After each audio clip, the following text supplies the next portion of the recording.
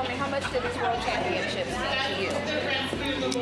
I mean, it definitely meant a lot, you know. We kind of went back and forth a little bit through the year, and I mean, it really turned into a trailer race. So I mean, I was really glad to be able to get it done, especially in all three levels for sure. I mean, that was pretty big deal to me anyway. So tell us, what kind of a horse is Keep on the Sunny Side? She's a really good mare. She probably showed as good the last time as I showed her as she did the first time I showed her last year. She really was a trooper through it all. I mean, we went quite a distance sometimes, and she showed 24 times that year, I think. And I'm pretty sure I got a check every time. And no, one time.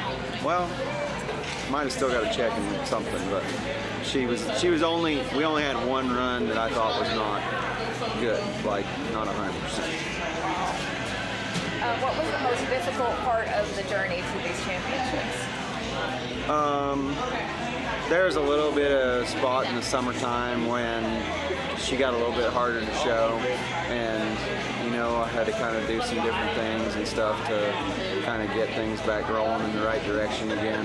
That was probably the hardest part, you know, that's kind of when Marco started doing good and started running. You know, it was right about the time I kind of started running out of horse a little bit, so we had to kind of get back in the race a little bit, so to speak.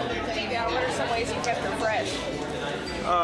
You know, ideally, just like having some time in between the horse shows was the best. I mean, it didn't happen very often, but, you know, I didn't do a whole lot with her at home. You know, we rode her in just the Hackamore a lot and just kind of kept her legged up and stuff, and, you know, those kind of things. Besides finding out that you earned the championship, was there a highlight throughout the year? Probably, honestly, the last time I showed her. Because I had to be pretty close to Marco in the last horse show to win the level 3, because I was only ahead by not very much, and I still only won it by like $100 and some.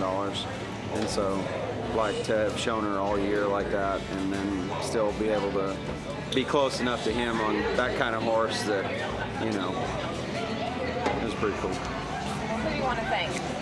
The owners, Dr. Chris and Carlton Crow, for having me do it and letting me do it, and my wife Erin for the same, letting me do it.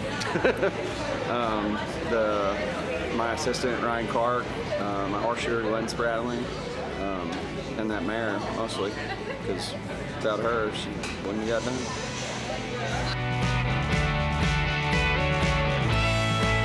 I'm Frank Costantini, Senior Western Discipline Director with Markel.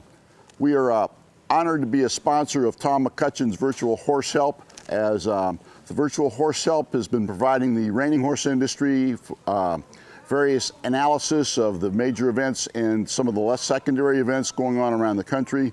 Markel, as most of you already know, has been a corporate partner of the National Reining Horse Association for 30+ years. Tom provides a service through his Virtual Horse Help to reiners and aficionados throughout the country and the world, and Markel basically does the same thing.